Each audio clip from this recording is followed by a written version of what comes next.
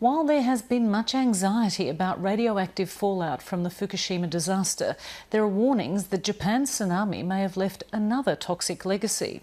With hundreds of thousands of buildings along the northeast coast damaged and destroyed, it's estimated that the giant waves scattered tons and tons of asbestos. The cancer-causing fibrous material was used in building materials such as sheeting, fireproofing and insulation. Already more than a dozen tsunami sites have registered asbestos levels above the World Health Organisation's safety limit. North Asia correspondent Mark Willesee reports from the tsunami zone on the Sendai Plain in northeast Japan. It rolled over the Sendai Plain, a black leviathan of unstoppable force. Along a 600-kilometre stretch of Japan's northeast coast, the tsunami took away lives and swallowed entire communities. And it turned homes and businesses into toxic piles of rubble. Many Japanese people don't know about asbestos. They don't realise that lots of it was used in houses throughout the country. All along Japan's northeast coast, asbestos sheeting, insulation and fireproofing material was mixed up in towering piles of tsunami debris. Its carcinogenic dust and fibres eventually dried out, with some of it carried away by the wind. For about a year after the disaster, many people were working without taking precautions. Tens of thousands of people were involved in the clean-up.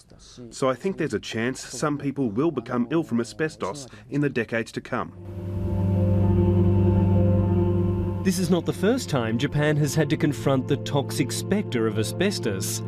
There was much criticism that during the aftermath of the 1995 Kobe earthquake, there were no measures taken to protect workers, with 3 deaths from asbestos-related illness confirmed so far.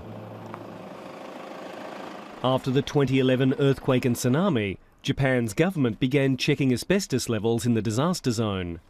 So far, its teams have checked more than 800 sites, from primary schools to debris piles.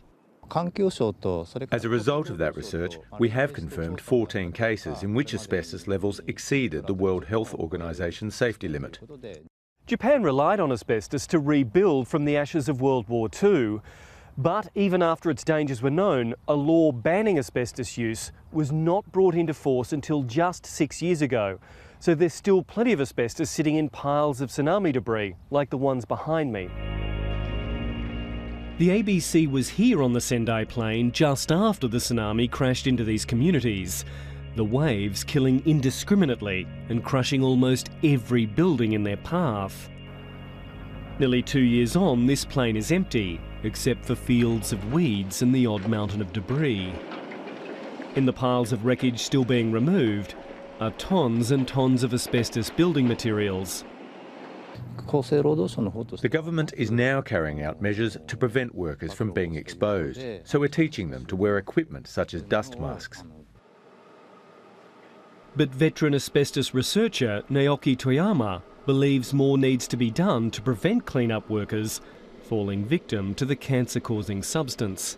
For example, Ishinomaki City is planning to destroy 4,000 tsunami-damaged buildings in the coming months.